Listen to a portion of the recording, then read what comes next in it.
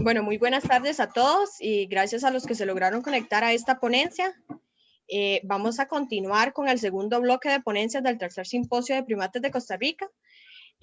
Vamos a presentar la ponencia de la máster Daniela Solano, quien es bióloga especialista en conservación y manejo de vida silvestre. Fundó en el 2010 la organización Fundación Saimiri para conservar los primates de Costa Rica y en especial los de Península de Osa.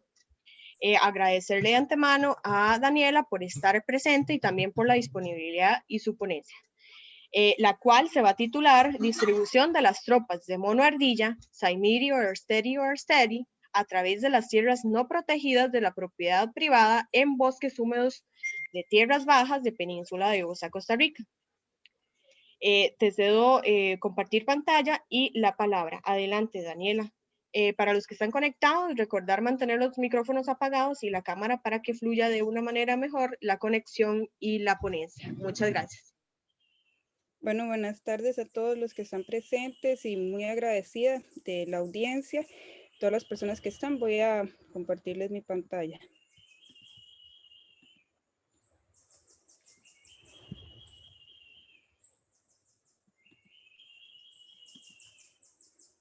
¿Pueden verlo bien?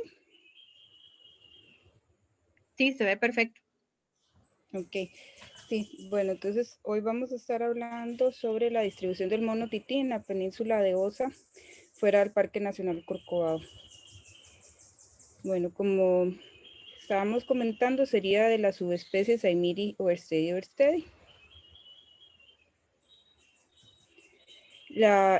En Costa Rica tenemos el mono tití, que es endémico de Costa Rica y una pequeña parte de Panamá. Tenemos la subespecie Citrinellus del río Turín hasta el río Terraba-Sierpe, y el mono tití, Saimiri o Erstedi del Terraba hasta la parte de la península de Chiriquí. Como un modo de antecedente, en el 2005-2006, empecé mi fase de campo de tesis a estudiar el mono tití en esta misma área de Rincón a Carate, y encontré 21 tropas, 22, bueno, habían unas que era tal vez 20 tropas y 22 sitios que analicé.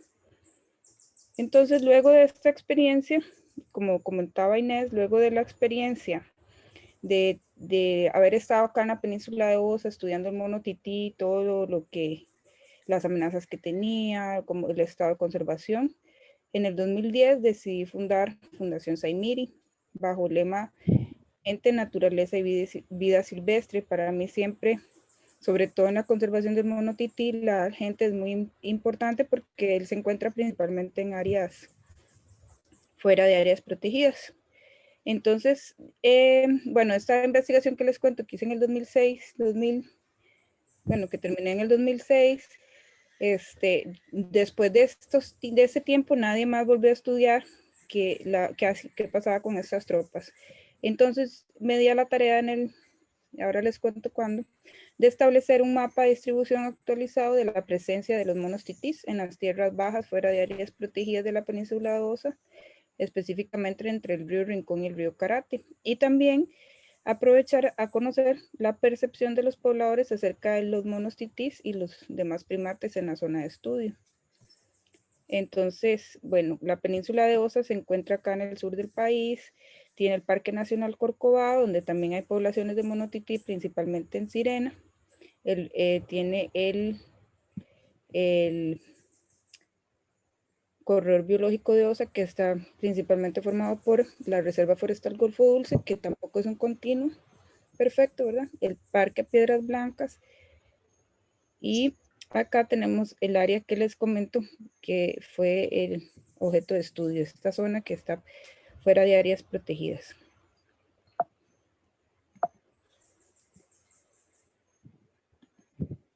El área de estudio es más o menos estos 24,000 hectáreas que se encuentran fuera de áreas protegidas, desde el río Rincón hasta el río Carate, de más o menos de los 0 a los 320 metros sobre el nivel del mar, y una mezcla de bosques, manglares, pastos, plantaciones. En esta área, ¿verdad? Se encuentra esos tipos de uso del suelo. Luego, durante los meses que lo estudié, que en el 2019 y 2020 es que se hizo este estudio, más o menos el mes más lluvioso fue octubre, que es más o menos lo típico de la zona, ¿verdad? Estos meses de enero a abril, muy seco, y luego lluvias. También en el bosque están presentes estos estratos, ¿verdad? Y el mono tití principalmente usa el estrato medio y bajo. Y aquí hay algunas especies importantes que lo veremos el viernes. El viernes los invito a ver la charla sobre las especies importantes para el mono tití. ¿Cómo fue la metodología para este estudio? Bueno, lo realizamos desde el 1 de agosto del 2019 al 1 de junio del 2020. La caracterización del área se hizo un mapeo de dónde estaban los parches de bosque. Luego seleccionamos 58 parches de bosques y entrevistamos a los pobladores que vivían en sus alrededores, basados más o menos en lo que fue, como en informantes claves, personas que de alguna manera nos mandaban donde otros o que nos decían, uy, ahí es importante porque hay. Entonces ahí fuimos entrevistando más personas. En cada parche de bosque empleamos muestreos de detección o no detección y observaciones directas para obtener información sobre ese parche, y en algunos casos los observamos exactamente en el sitio de entrevista. La entrevista incluye información demográfica de la persona, el tipo de la finca y sobre los monos. Entrevistamos 117 personas de la zona, 87 hombres, 28 mujeres que en promedio vivían en la propiedad durante 21 años. Eso también, digamos, a la hora de hacer la entrevista nos asegurábamos de que la persona fuera una persona que tenía tiempo de vivir ahí, si no es que no había nacido ahí. Y la mayoría se dedicaban a la agricultura, al turismo y al mantenimiento de la casa o de la finca. Otros tenían trabajos temporales. El uso del suelo de esta área, bueno, ahí en verde pueden ver los parches. Los rojos sería el manglar, fincas de palma africana, y lo que está en amarillo no lo clasificamos, pero sería pasto o alguno de los otros usos del suelo que les comenté como plantaciones, pero principalmente pastos y urbanización, digamos. Entonces, como podemos ver en el área de estudio, habían 140 fragmentos de bosque, un total de 9,000 hectáreas de bosque, y el tamaño máximo de un parche era de 900 hectáreas, que son parches que pegan con la reserva forestal, que al final de cuentas no, en realidad, se tienen a veces partes de potrero alrededor, pero al final de cuentas son parches que sí están conectados. Entonces, dependiendo del tipo de clasificación que uno use, podría no considerarse un parche, ¿verdad? Y palma de aceite, hay 1,700 hectáreas, entonces también bastante.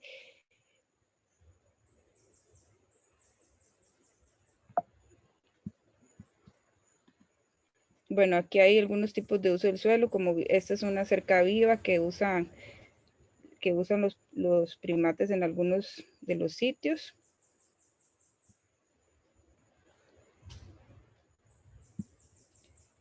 Bueno, acá un monito que pudimos observar ese día, algunos pastos, estos en Camino al Río Nuevo, algunos sitios que también usan los monos, que hay plantaciones de melina y las están aprovechando. Entonces, diferentes tipos de usos, digamos estos bosques secundarios. Bueno, ¿qué pudimos obtener sobre los monos titís? Bueno, según los informantes claves, esto siempre es muy interesante porque hubo como dos, sí, creo que eran 2 personas que mencionaron tropas de 200 individuos.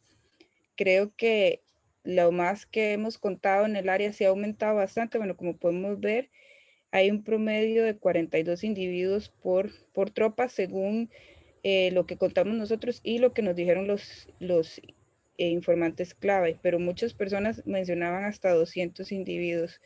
Esto fue en la investigación que yo hice en el 2006. Yo tuve un promedio de 19 individuos por tropa. Y acá podemos ver los tamaños que otros investigadores reportaban. Por ejemplo, Wong, la doctora Grace Wong, que nos acompaña, reportó un promedio de 23 individuos por tropa en Manuel Antonio en el 90. Y digamos, muchos números obviamente ahorita pueden variar porque muchos estudios no están actualizados. Pero bueno, las tropas más grandes estaban en Perú, Brasil, Colombia, y es un estudio de Baldwin del 71. Pero sí les comento que digamos, esto de 200 individuos es lo que informaron los entrevistados y no necesariamente es la realidad. Pero sí hemos contado en este estudio tropas de 99, 100 individuos. ¿Dónde están? Bueno, finalmente, como estábamos preguntando por los monos titis, dijimos, bueno, también podemos preguntar por los otros monos. Entonces, en las propiedades, la mayoría de las propiedades tenían mono tití. Como estamos trabajando fuera de áreas protegidas, en áreas de bosques secundarios, la mayoría de las propiedades tenían mono tití, seguidas de mono cara blanca, y luego mono congo, y muy pocas de los entrevistados dijeron tener presencia de este primate. Y en cambio podemos ver que el mayor ausente es el mono araña y el más presente el mono tití. Del número de especies que tenían los finqueros, sí es importante ver que la mayoría, si sumamos los que tenían 3 o 4 especies, son la mayoría. Entonces, la mayoría de las fincas tenían entre 3 y 4 especies y al menos 49 que tuvieron las 4 especies. Luego hicimos este mapa con una probabilidad de una aplicación que se usa en sistemas de información geográfico, y esto es la probabilidad de ausencia y presencia del mono tití en esta área. Y como pueden ver, prácticamente en toda el área que no está protegida hay presencia de mono tití, seguida del mono araña, el mono cara blanca, que empieza a estar ausente en algunas fincas. Y es interesante porque realmente el mono cara blanca siempre se ha considerado como de menor preocupación, pero yo veo que como es un monito que presenta mucho conflicto con los seres humanos en cultivos, no es bien tratado ni querido en las fincas. Y bueno, acá tenemos un poquito de su ausencia. Luego, acá el mono congo también ya empieza a haber menos. Y luego el mono araña totalmente ausente en esta franja del Rincón a Puerto Jiménez. Entonces, igual, digamos, tenemos el mono tití presente en toda esta área, pero no estamos certeros de que sus tropas estén conectadas unas con otras, de que sus números de individuos por tropa son necesariamente los buenos, pero obviamente el panorama del mono araña podemos ver que es el más crítico en esta área. Luego, en la misma área, algo que fue muy importante para nosotros y que tal vez no es 100% relacionado con su distribución, pero de cierta manera sí, porque los monos titís tienen una alta fidelidad a los sitios de dormida. Entonces tenemos dormideros, yo les llamo dormideros, los dormideros, encontramos 28 dormideros, de los cuales 20 eran nuevos. Yo tenía ya registrados 8, y hay dormideros que ellos usan desde el 2006 que los encontré. Entonces, pero sí podemos ver que la mayoría de las personas de la zona tenían un desconocimiento de dónde estaban los dormideros, pero de los 28 habían 26 dentro de la propiedad de esas personas, lo cual es muy importante para trabajar con ellos en la conservación de este sitio.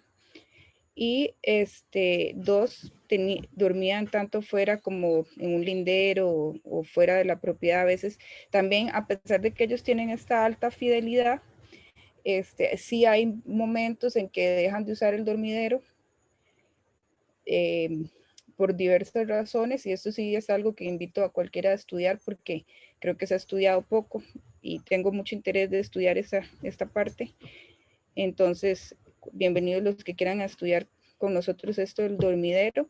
Algunos dormideros los dejan de utilizar porque en época de hecho ahora en verano cuando tienen crías y están buscando frutos en el bosque, a veces no llegan a tiempo al dormidero, se hace de noche o por alguna otra razón. Algunos de las especies en las que ellos duermen, muy importante, bueno, estas son fotos mías de cuando ellos llegan al dormidero. Acá está el pejibaye de montaña, que es súper espinoso, y normalmente ven que el dormidero está lejos de otra vegetación. Bueno, palma real, y también usan palma africana y otras especies exóticas. Por ejemplo, esto es un mapa, no con todos los 28 dormideros, pero también utilizan el bambú, una especie exótica.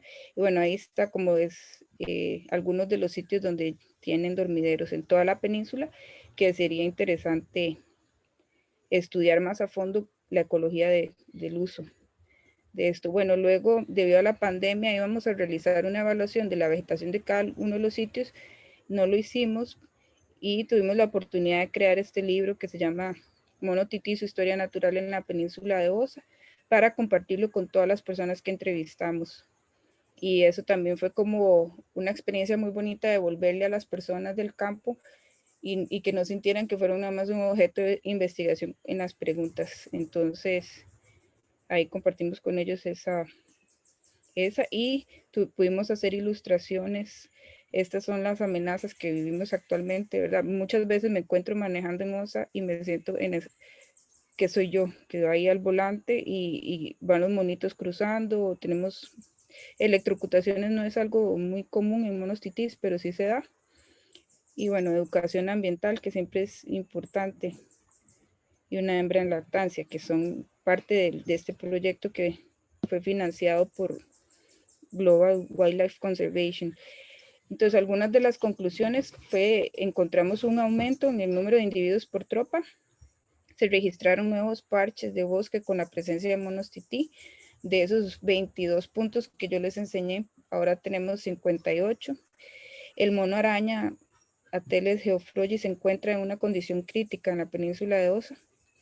Es necesario crear una red de propietarios privados para la conservación de los primates. Realmente, hoy que estuvimos hablando más temprano sobre la importancia de los finqueros y que puedan avivar sus fincas, sus cercas vivas. Todo esto que hablamos es que realmente no, y de la ciencia ciudadana, que tal vez nos cuesta entender a veces académicamente, pero es que realmente sin la gente no podemos conservar. Luego, bueno, los dormideros los pongo en signos de exclamación porque me parece algo muy importante, sobre todo porque una de las palmeras, 2 palmeras de las que usan son palmeras en estados de sus poblaciones en estados críticos, y también concluimos que los pobladores tenían poco conocimiento de las amenazas que sufren los primates y en general de las problemáticas ambientales. Y ahora vamos a continuar los estudios en las tierras protegidas. Bueno, ahí una de las conclusiones era que era importante continuar los estudios en tierras protegidas, la Reserva Forestal y el Parque Nacional Corcovado. Y les tengo la buena noticia que este año nos aprobaron una beca de Ruford, bueno, a través de una investigadora que trabaja con nosotros. Entonces vamos a trabajar esta área de la Reserva Forestal, esta otra la vamos a dejar para Terra, cuando nos aprueben para Terra Basierpe. Nos faltaría muestrear el Parque Nacional Corcovado, la Reserva Indígena, que es totalmente otro proceso. Y bueno, Parque Nacional Piedras Blancas, y ahí vamos poco a poco actualizando. Espero que no nos tome otros 10 años actualizar, cuando ya actualicemos toda la distribución, que ya esté desactualizada nuevamente, esperemos que no, pero este año vamos a actualizar esta distribución de esta parte.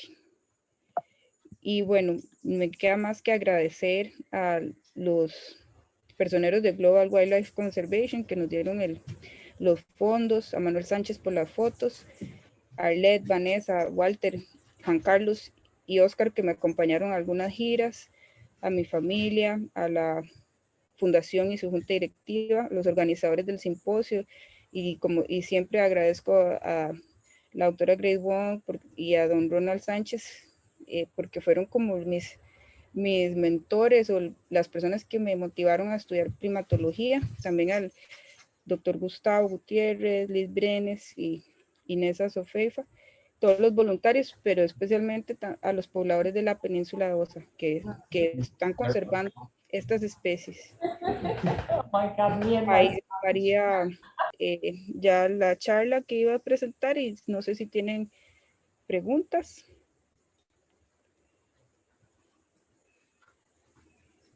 Muchas gracias, Daniela, por la presentación.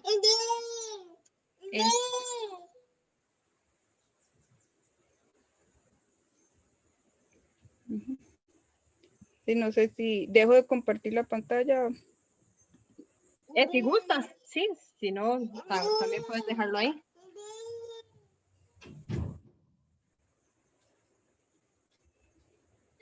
Por acá tenemos unos comentarios. Liz Brenes nos dice, felicidades Daniela, es un gran esfuerzo. ¿Han realizado alguna pregunta sobre la percepción de las personas sobre los primates?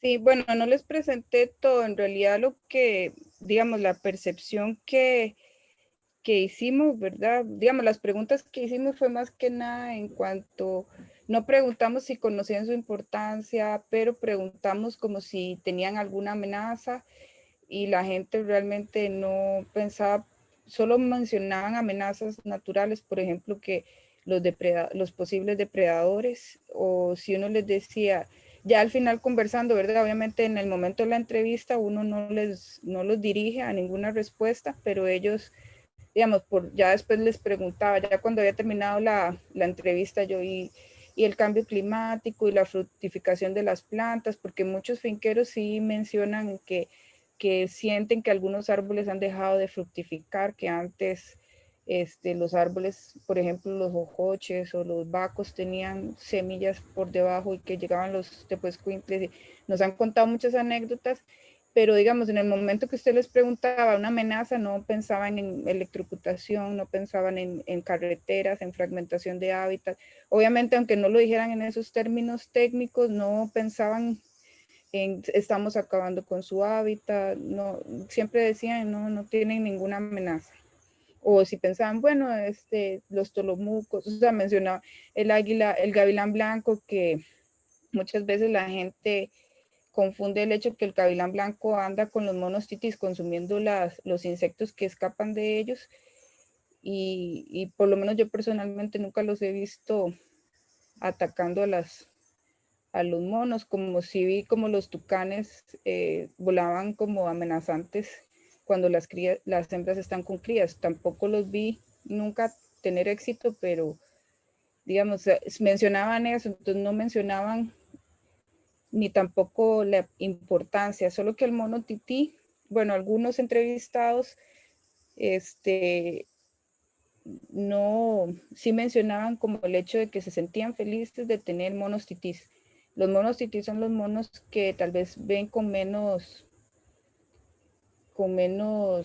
porque a veces no les gusta los cara blanca porque llegan a comer.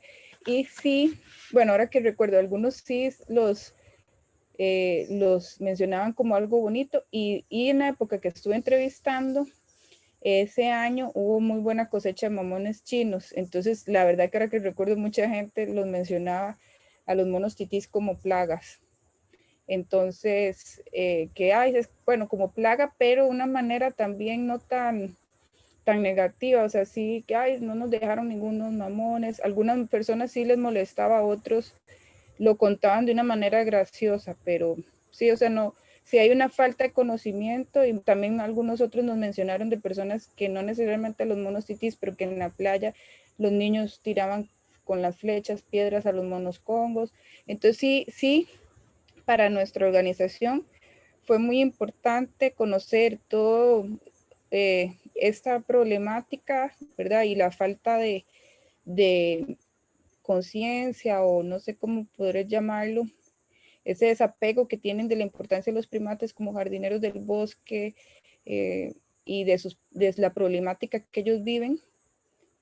Sí es importante porque ahora sabemos que es necesario realizar una estrategia para que ellos conozcan la importancia, pero también creo que en el punto de los dormideros, que fue algo muy importante, había gente que luego de que yo pasé al estudio me llamaban para contarme que los monos habían llegado al dormidero.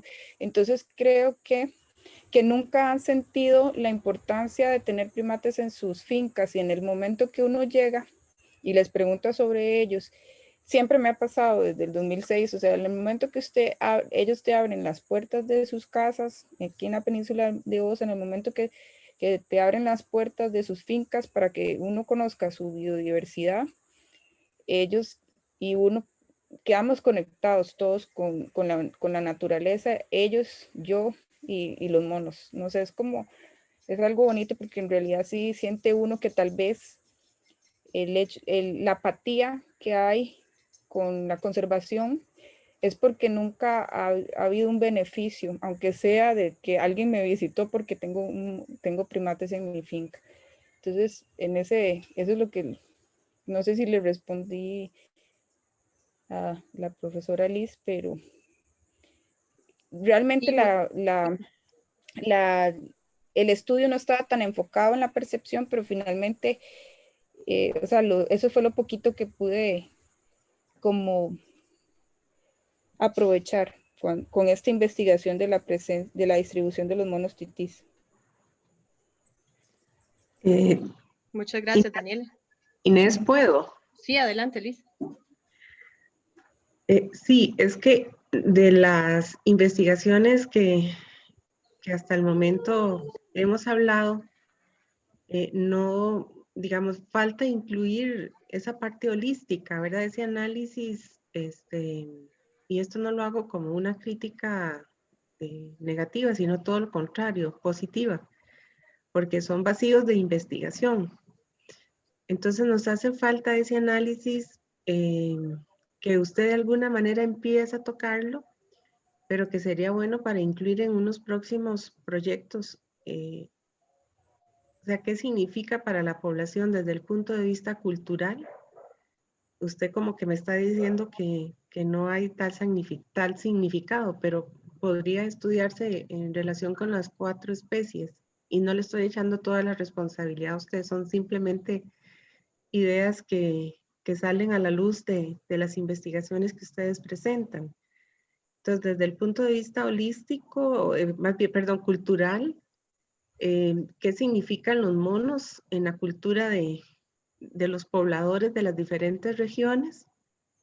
Si en algún momento hay algunos rituales o hay algunas creencias, que sé que sí las hay, ¿verdad?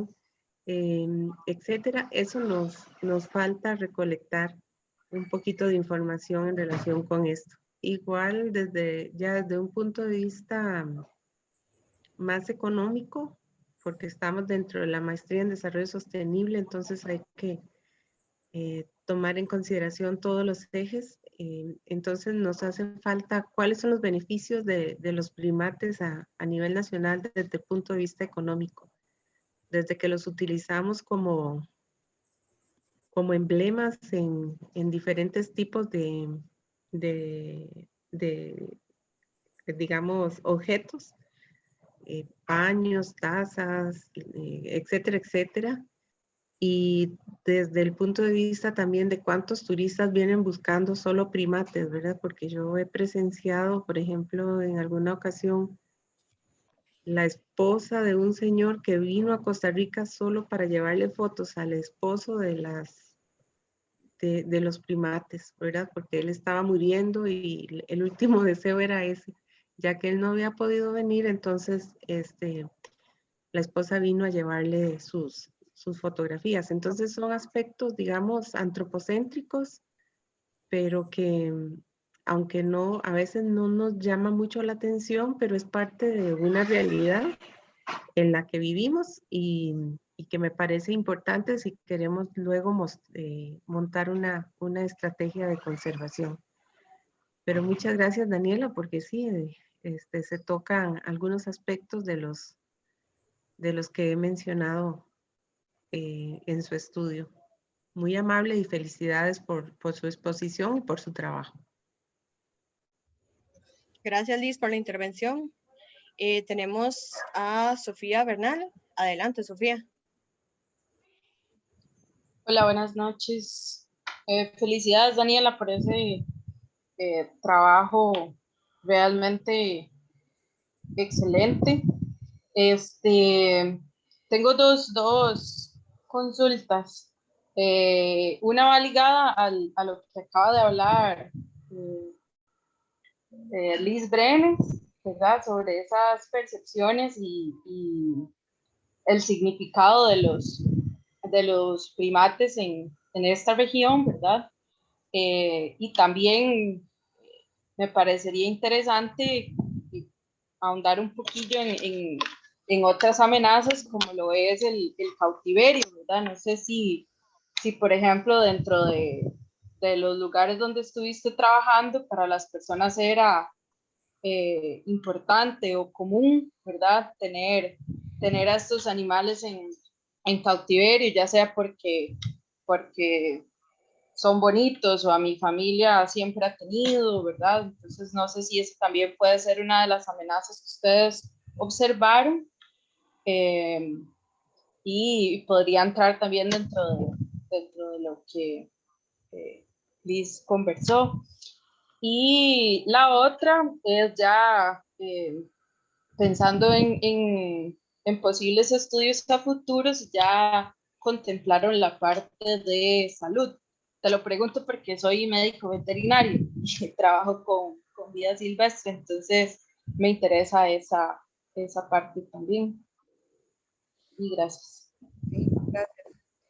Muchas gracias, Sofía. Sí, voy a ver si recuerdo las 3 preguntas, pero bueno, con respecto a la percepción, más bien, digamos, al final aquí lo puse como un objetivo, pero realmente era solo evaluar como esa parte de las amenazas y no tanto realmente enfocado en la percepción, sino que fue como eso de los dormideros, como cosas que dije, bueno, voy a salir al campo y usted sabe que uno en conservación tenemos que hacer, disculpen la expresión, pero de tripas chorizo, ¿verdad? Entonces yo dije, bueno, yo voy a ir al campo, tengo esta beca de Global Wildlife Conservation que nos dieron, ¿verdad? Entonces yo dije, tengo que aprovechar de exprimirle y como le digo, incluso pregunté por las otras 4 especies.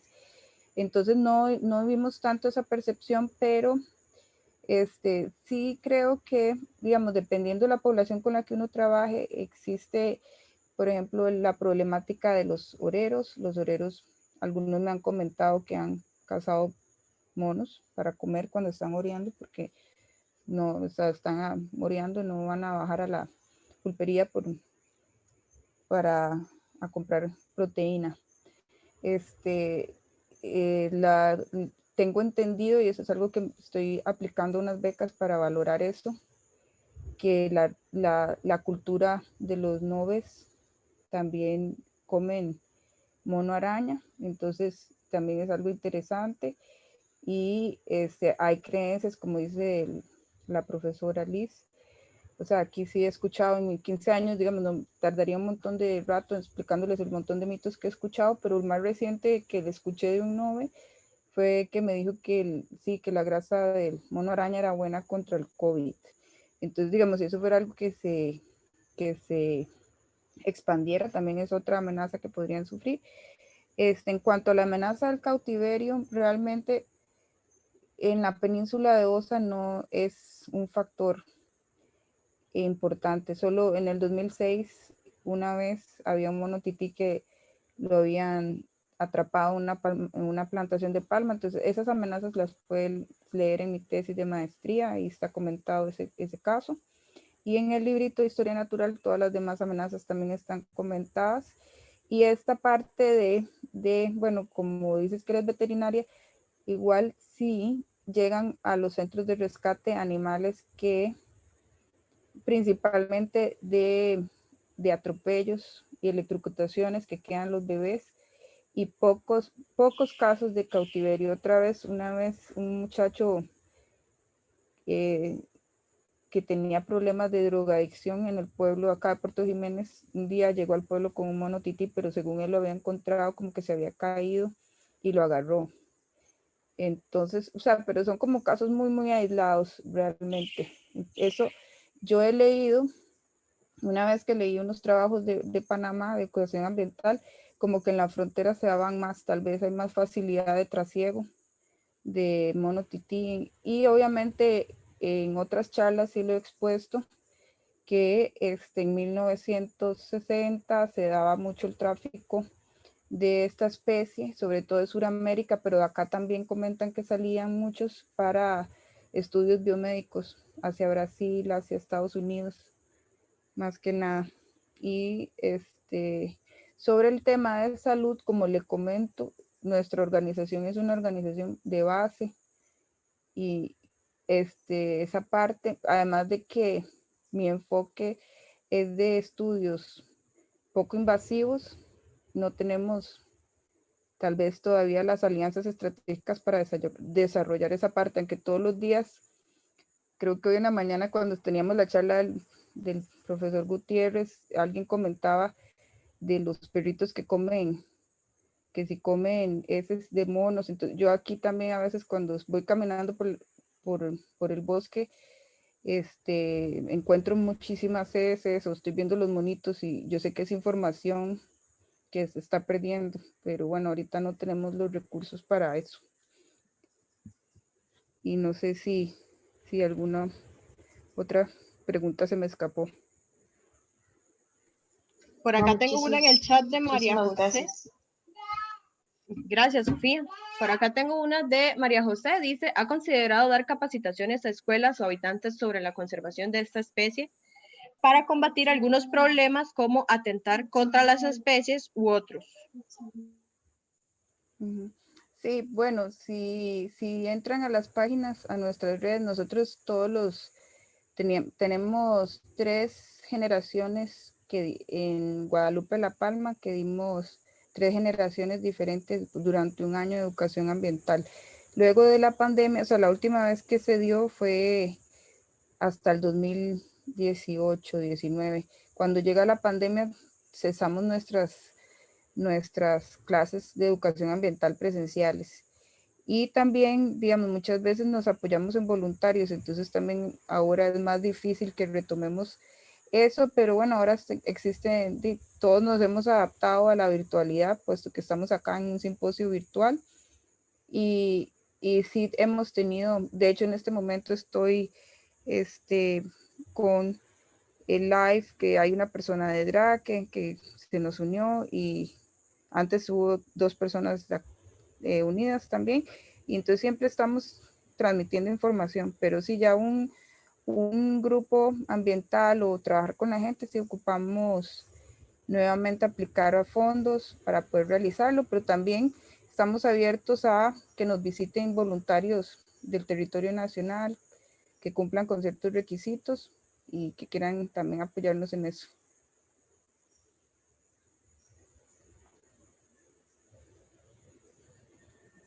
No sé si habrá otra pregunta.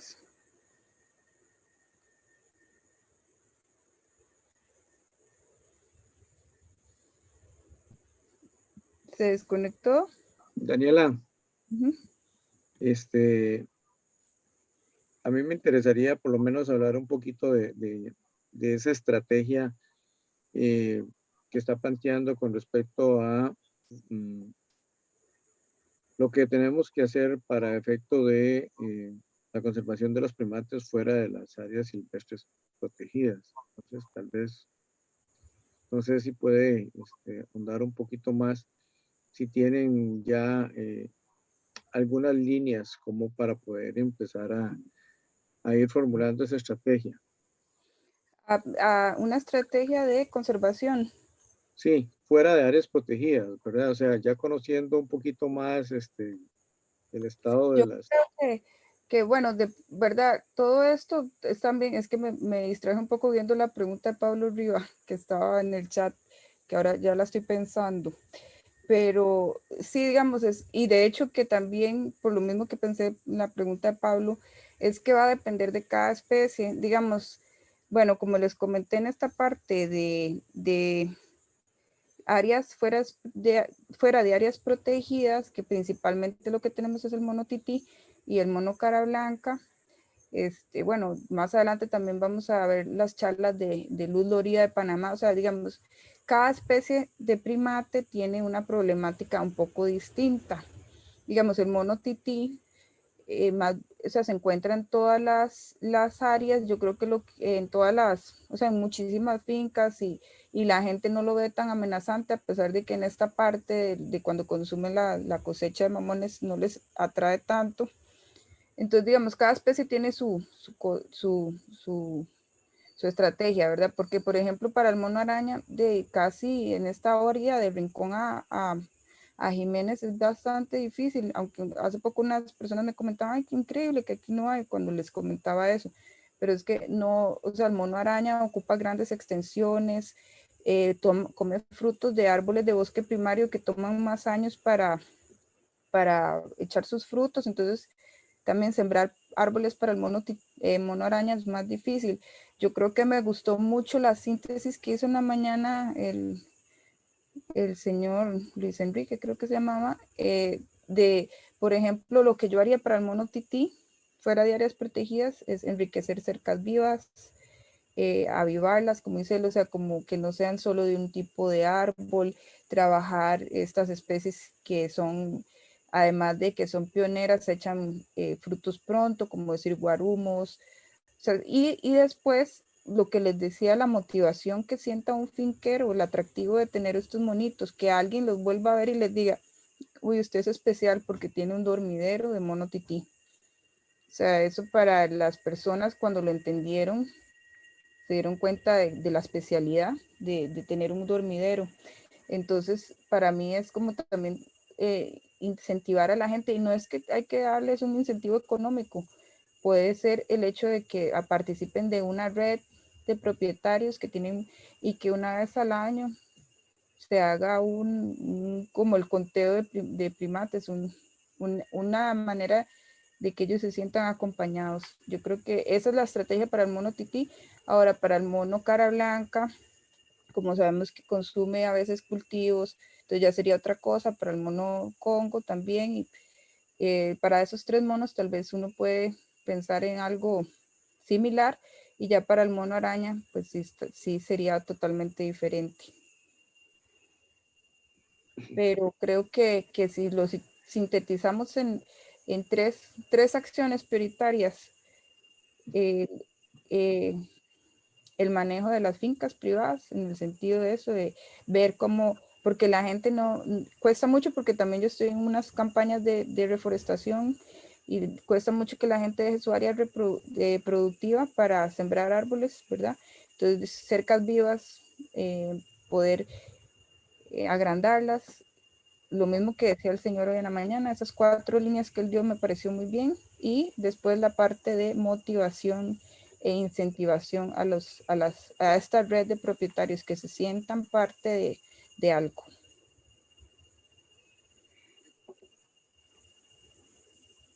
Muchas gracias.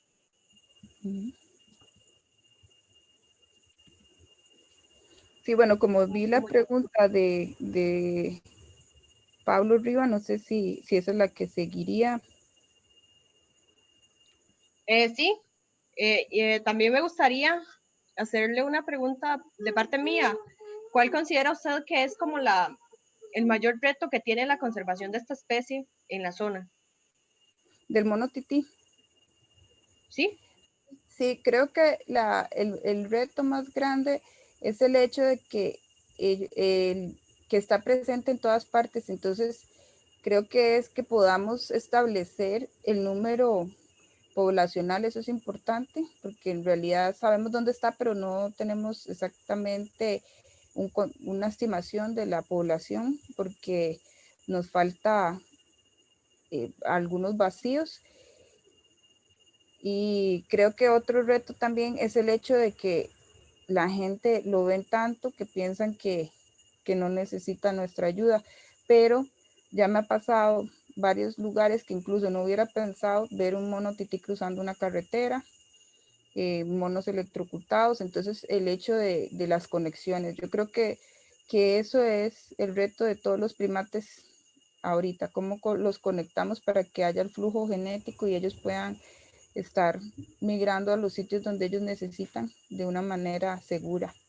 Yo creo que ese es el reto que tenemos. Muchas gracias, Daniela. Por acá tenemos de Pablo Riva. Saludos, Daniela. ¿Qué factores de estructura de la vegetación y paisaje crees que tienen peso en la presencia o ausencia de los monos tití en la zona de estudio? Adelante. Sí, bueno, muchas gracias, Pablo. Saludos. Pablo vive en la montaña, casi nunca sale. Me alegro que salió a ver las charlas. Vive casi ahí con los monos araña, ¿verdad, Pablo?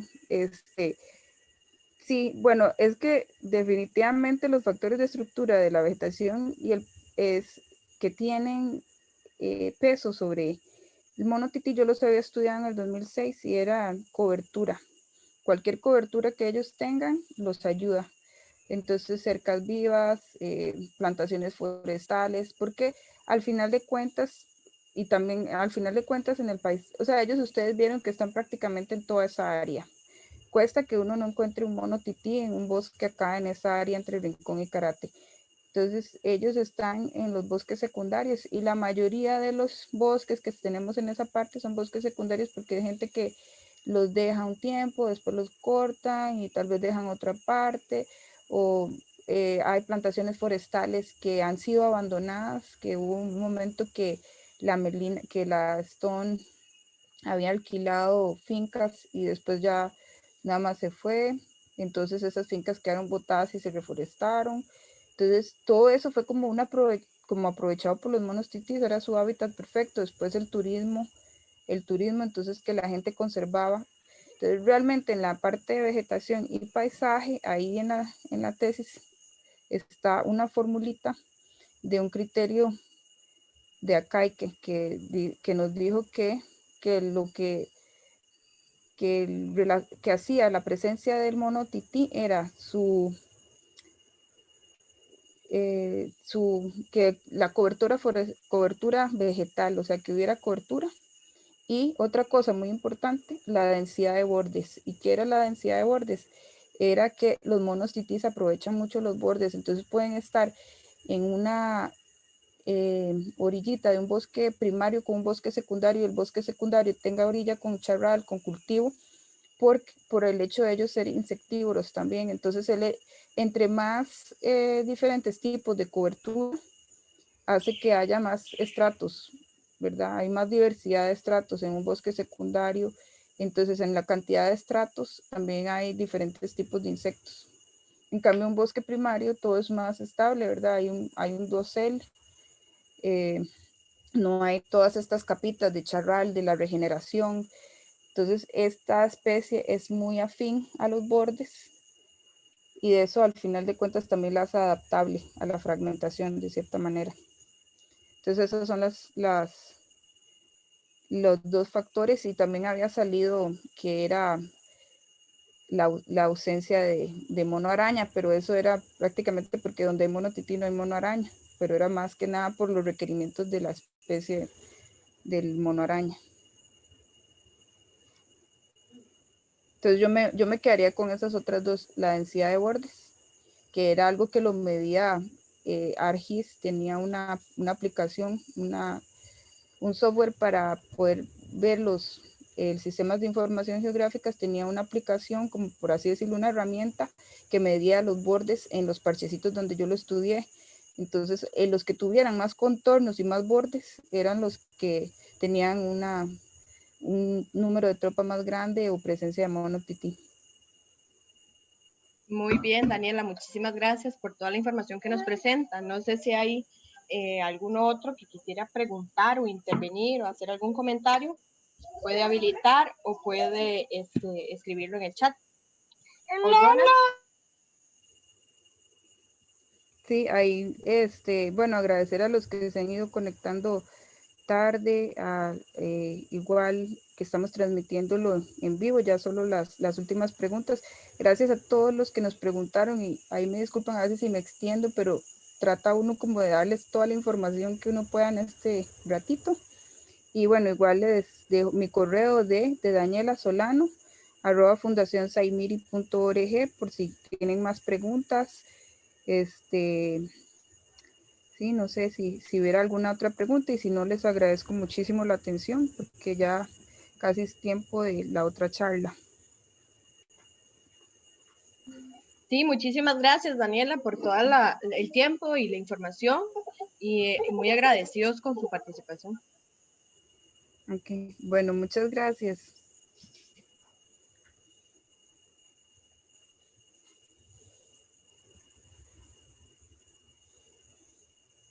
Vamos a esperar unos minutos mientras se conecta el siguiente ponente. Entonces vamos a dar un receso de unos 5 minutos. Muchas gracias.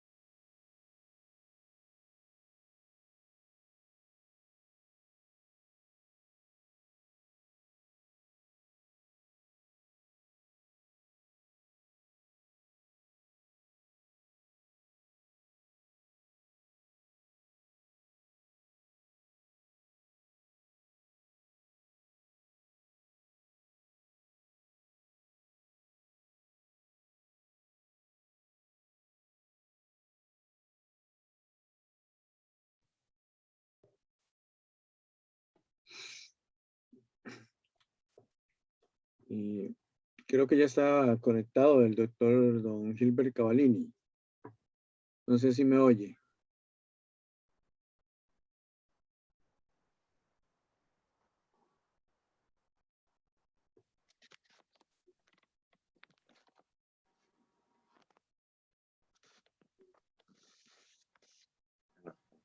Don Gilbert, ¿estás ahí?